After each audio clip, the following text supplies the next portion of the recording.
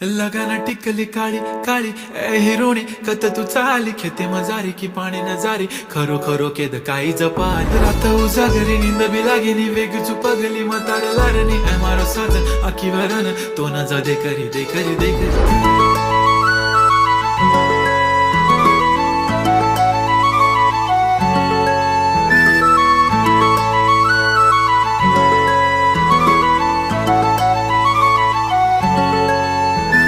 छनछनन पैंजण चांदीचा कमर बंद